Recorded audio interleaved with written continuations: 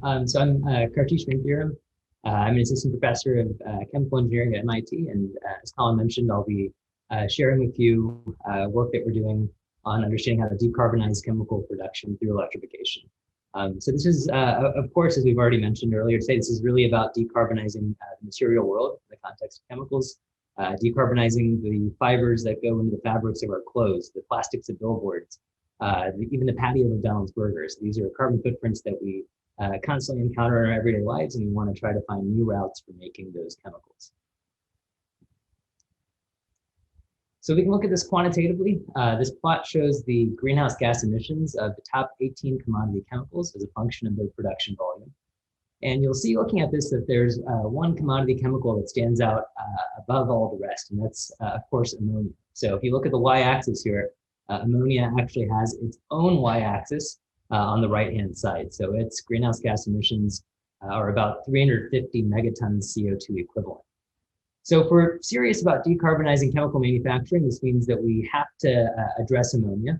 But if our goal is to achieve deep decarbonization, then we need to address many other chemicals here. We need to find new decarbonized routes for making ethylene, methanol, propylene, ethylene oxide, and many other chemicals which each have a smaller footprint individually, but which collectively add up to a lot. So this is certainly a significant challenge to address.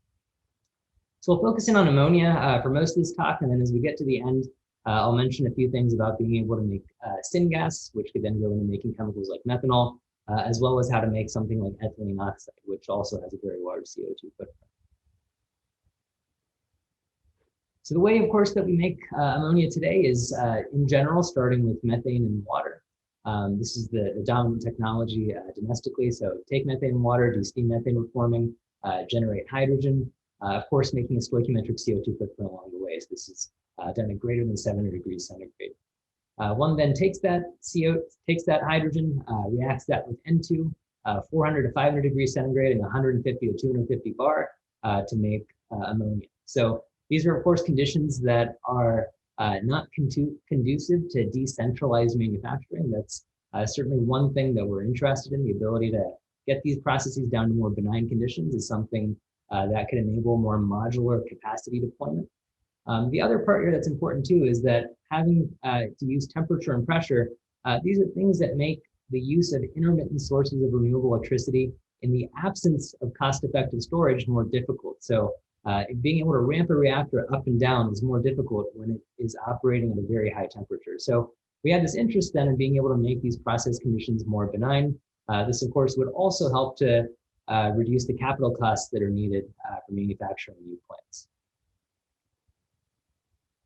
So the paradigm that our lab places at the center is this ability to be able to take CO2 and nitrogen, so these could be from air or from exhaust gas, to be able to combine those with water and to use renewable power and really constrain ourselves to try to do these reactions at 25 degrees centigrade in 1 bar to be able to make diverse chemicals and materials that we rely upon. So to be able to make fertilizers, to make paint, carbon fibers, and fabrics.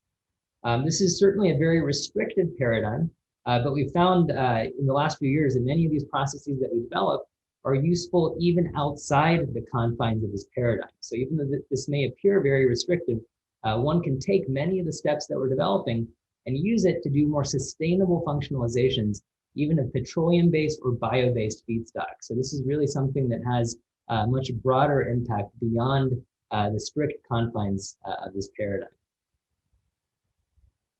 So if we apply this paradigm then to being able to make something like ammonia, then we would of course want to have this overall reaction that I'm showing here to be able to convert dinitrogen and water to ammonia and oxygen, to be able to do this at 25 degrees centigrade at 1 bar using renewable power. So this helps to show conceptually what we're trying to do here. We're taking renewable power from a solar farm, feeding this to a relatively small device in the vicinity, which would be able to take air and water, make ammonia, and then feed that to a neighboring field. So I think this image really helps to emphasize what could be possible with distributed manufacturing. There are significant cost incentives for being able to make chemicals in a more distributed fashion. We see this in some parts of the world, like in sub-Saharan Africa, where the price of fertilizers still remain 2 to 3 times the global average. So there's a significant opportunity for being able to make chemicals in a way that does not rely upon having significant developed infrastructure for distribution, especially in parts of the world where investment in that infrastructure has been historically difficult. So in looking at this overall reaction, it might be attractive to think that one could perhaps conceivably directly react dinitrogen and water in a single unit operation. So with one single electrochemical device to make ammonia.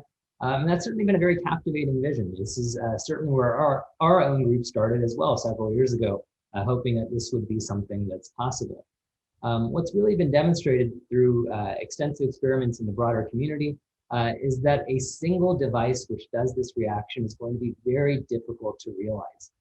The issue here is that under those conditions at which you would want to electrochemically hydrogenate nitrogen to make ammonia, one will always face competing hydrogen evolution. It's just much easier to kinetically combine 2 protons and 2 electrons to make H2 than it is to break the nitrogen triple bond at the same time to make ammonia. So there is sort of a very fundamental kinetic challenge here that makes it hard to deploy this in a single operating device. So our lab has really advocated for the need to do this in 2 steps, to instead first do the water splitting to make hydrogen, and then do a secondary unit operation that takes nitrogen and hydrogen to make ammonia. Now, you might hear that and think, well, that doesn't sound too difficult, right? We would just deploy water splitting for the first step and then do thermochemical Haber-Bosch for the second. There's a mismatch in the ideal scales for those 2 processes.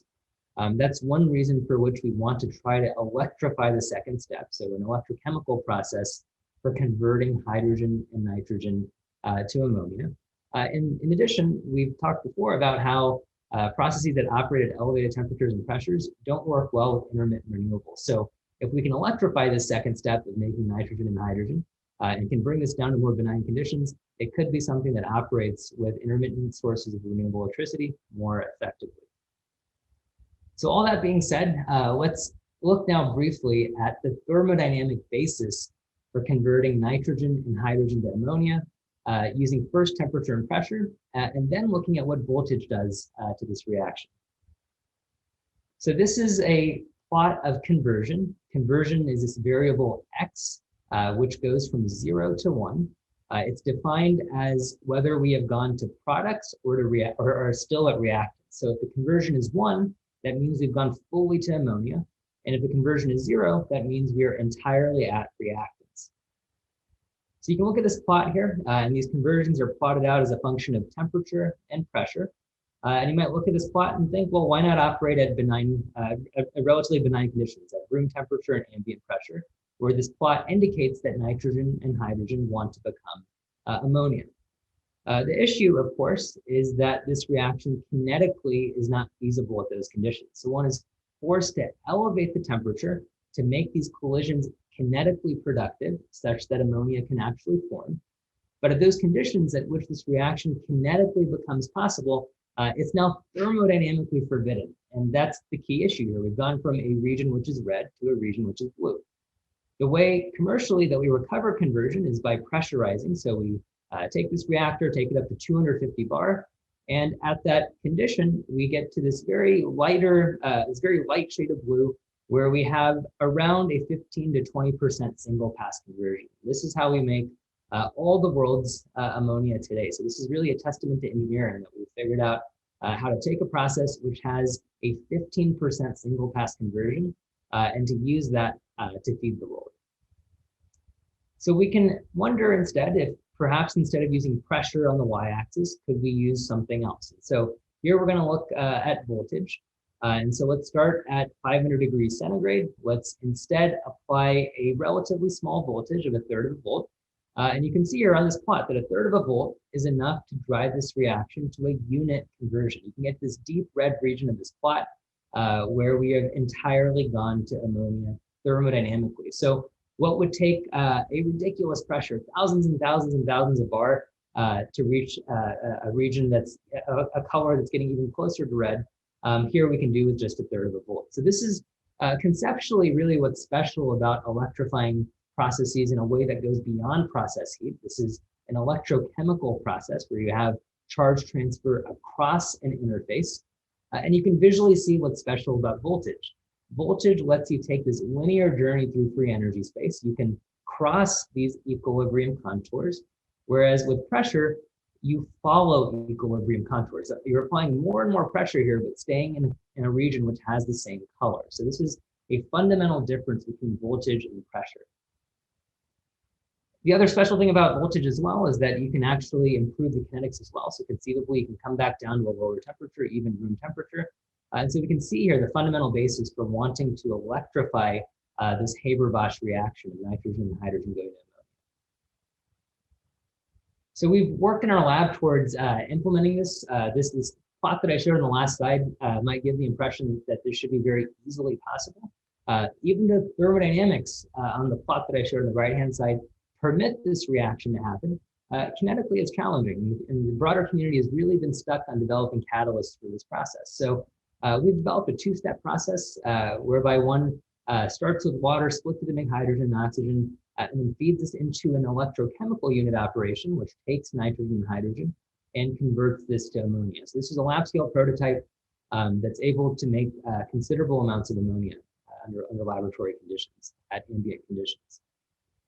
As I mentioned just a moment ago, catalysts are the tricky part here, and so our lab has devised a lithium-based cycle through which one can fix nitrogen. Lithium is very special as a metal because it's the only material which can spontaneously react with nitrogen to make a bulk nitride. That nitride has the nitrogen triple bond broken within it. So one can get to lithium nitride at ambient conditions, protolyze that to make ammonia, regenerate lithium ions, and plate those to make lithium metal again. So one can go around the cycle. All these reactions are occurring continuously at the surface of an electrode. So that's something that our group has really advocated for and has really pushed to new technical levels in our group. So one can look at the production rate of these various electrochemical systems, as well as their Faradaic efficiency. This is the electron-based efficiency of these systems. These points in red and green, blue and purple are points from the broader community. And the two in black up here are ones that our group has developed. So you can see that we have significantly higher rates, 1 to 2 orders of magnitude higher rates of ammonia synthesis. Still a ways to go on Faradaic efficiency. We're currently at a record of 50%. When we started, we were closer to single-digit percentages. So this is quite a bit of improvement in a short period of time, but still a ways to go. Energy efficiency is still the chief challenge here. We've improved the kinetics to a point where they're starting to look realistic. Even the Faradaic efficiency is now a reasonable number, but the energy efficiency is very low. And that's a place certainly where the broader community needs to dedicate significant efforts to make progress. The basis of this technology is a non-aqueous gas diffusion electrode that's been the heart of our development. And this points to the importance of architectural developments, new types of electrochemical cells, which are more scalable and can achieve higher rates for chemical processing. So just one or two very short things here that I want to mention. So we focused in on ammonia. I mentioned at the beginning that this isn't just about ammonia. We have to be able to do similar things, say for methanol or for ethylene oxide. So just two things that I want to mention. First, there are methods of being able to directly electrochemically reduce CO2 to make CO. These are processes which are maturing very quickly in the broader community. Systems that seemed very impractical just 5 or 10 years ago are now at the point where one can actually reach very high current densities. And so techno-economically, they're starting to look more competitive. And so in this fashion, one can take CO2 and water, make syngas, and then use that to make, for instance, something like methanol. We've really pushed the development of these metal phthalocyanine catalysts, which have very high rates of converting CO2 to CO. The second thing I want to mention here is the ability to make epoxides. And so I like to think of this reaction as glorified water splitting. And so I'll mention why that is here. So at the anode of this reactor, one would take something like water, split that water, generating reactive O atoms, which are then transferred to an olefin, say ethylene or propylene, to make the corresponding epoxide. The protons go across the electrochemical cell, and the electrons go through the external circuit, and they recombine at the cathode to make H2. So really, this is a glorified water splitting device because we are splitting water to make H2, but instead of working really hard to recombine those O atoms to make O2, which we simply vent to the universe and know is a difficult process, we instead place those O atoms on an olefin. So we are making a useful product at the anode. Now, of course, one can't make all the world's hydrogen this way. One would flood the market for these anodic products, and this would not be something that's feasible. But there's an ability here to make incremental capacity of hydrogen that is cheaper because you are making something valuable at the anode. The thermodynamic energy requirement for this overall reaction is 0.8 volts. So that's about 2/3 of the energy requirement of water splitting. So one could reduce the energy footprint of water splitting and make an additional product, helping with capital equipment utilization. So this isn't just about epoxidation, it's about O atom transfers into CH bonds to make alcohols and a whole host of other processes. So this sort of combining of chemical production or finding synergies in chemical manufacturing is going to be just as important for electrochemical processes as it is for thermochemical processes. So with that, I'll go ahead and wrap up. Of course, thank the students and postdocs who have worked tirelessly on these problems, and the National Science Foundation and Department of Energy for funding the majority of the work that I shared.